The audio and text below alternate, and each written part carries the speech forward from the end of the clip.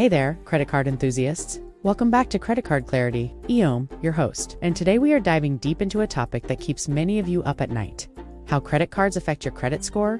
So grab a notepad because we are about to unpack Credit Score 101. 7 ways credit cards affect your score. Now, before we jump in, let us talk about why this matters. Your credit score is like your financial report card. It can determine whether you get approved for that dream apartment, score a low interest rate on a car loan, or even land your dream job. And guess what?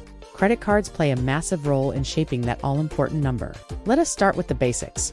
Your FICO credit score, which is used by 90% of top lenders, ranges from 300 to 850. The higher your score, the better. But here's the kicker. Credit cards can either be your best friend or your worst enemy. When it comes to building that score, alright, let us dive into our first way credit cards affect your score, payment history. This is the heavyweight champion of credit factors, accounting for a whopping 35% of your FICO score. Every time you make a payment on time, you are giving your score a little boost. But miss a payment? Ouch. That can sting your score for up to 7 years. Let us look at a real-life example. Meet Sarah, a recent college grad who just got her first credit card from Chase. She set up automatic payments and never missed a beat. After a year of on-time payments, her score jumped from 650 to 720. On the flip side, her roommate Tom forgot to pay his Capital One bill for 2 months straight. His score took a nosedive from 700 to 620. Ouch. Moving on to our second factor, credit utilization. This is a fancy term for how much of your available credit you are using, and it makes up 30% of your score. Let us talk about John, who maxed out his American Express card every month but always paid it off. Despite his on-time payments, his score was stuck in the 680s. Why? His utilization was through the roof. Once he started keeping his balance below 30%, his score climbed to 740 in just 3 months. Our third way is length of credit history, accounting for 15% of your score. This is where that old Discover card you got in college can actually help you. The longer you have had credit accounts open, the better. Take Maria, for example. She has had her Wells Fargo card for 10 years, barely using it. She was thinking of closing it, but her credit advisor warned her not to. That card was boosting her average account age and helping her score. Instead, she started using it for small purchases to keep it active. Fourth on our list, credit mix. This makes up 10% of your score. Lenders like to see that you can handle different types of credit. Revolving like credit cards, and installment like car loans. Let us look at Alex. He had a couple of store credit cards, but no other types of credit. When he financed a laptop through Best Buy, it actually helped his score by diversifying his credit mix. Fifth, new credit inquiries. This accounts for 10% of your score. Every time you apply for a new card, it triggers a hard inquiry on your credit report, which can ding your score by a few points. Remember Lisa? She went on a credit card application spree, applying for 5 cards in 1 month. Each application knocked a few points off her score, and she ended up with a 30-point drop overall. Lesson learned: space out your applications. Our sixth factor is credit limit increases. This one is a bit of a double-edged sword. When you get a credit limit increase, it can lower your utilization ratio, which is good.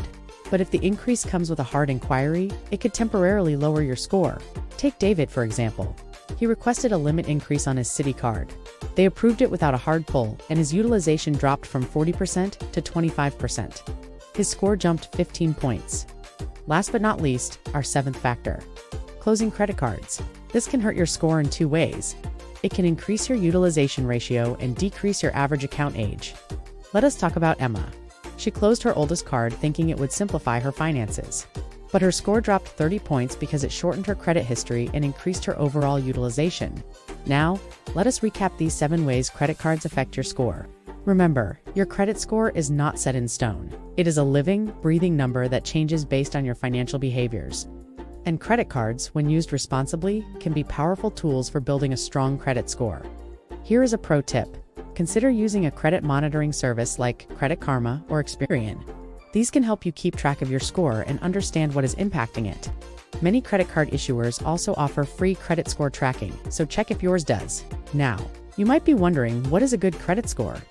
Well, FICO scores above 670 are considered good, above 740 are very good, and above 800 are exceptional. But do not stress if you are not there yet. Remember, every financial journey is unique, and with the right strategies, you can improve your score over time. Let us talk about some actionable steps you can take today to start improving your credit score. 1. Set up automatic payments for at least the minimum amount due on all your cards. This ensures you never miss a payment. 2. Keep your credit utilization low. If you can, pay your balance in full each month. 3. If you are new to credit, consider becoming an authorized user on a family member's card with a long, positive history. 4. Diversify your credit mix if you can do so responsibly. 5. Be strategic about applying for new credit. Only apply when you really need it. 6. Keep old accounts open, even if you do not use them often. Just make a small purchase every few months to keep them active. 7. Monitor your credit report regularly and dispute any errors you find. Remember, building good credit is a marathon, not a sprint. It takes time and consistency, but the payoff is worth it. A good credit score can save you thousands of dollars over your lifetime in lower interest rates and better financial opportunities. Before we wrap up, I want to address a common myth that carrying a balance on your credit card helps your credit score. This is absolutely false. Carrying a balance only costs you money and interest. Pay your balance in full each month if you can. Alright, credit card warriors, that is all for today's deep dive into how credit cards affect your credit score. I hope you found this information helpful and actionable. Remember, knowledge is power, especially when it comes to your finances. Thank you so much for watching this video. I would love to hear your thoughts and experiences. Have you seen your credit score change dramatically because of credit card use? Do you have any tips or tricks for maintaining a good score? Feel free to like, share, and drop your insights in the comment section below. I always enjoy reading your comments and will do my best to reply. If you found this video useful or interesting, please give it a thumbs up and consider subscribing to Credit Card Clarity for more in-depth financial content. And do not forget to check out our next video on the top right corner of the screen. It is packed with exciting information that you will not want to miss. Until next time, this is Credit Card Clarity, helping you navigate the complex world of credit, one video at a time. Stay savvy and keep building that credit.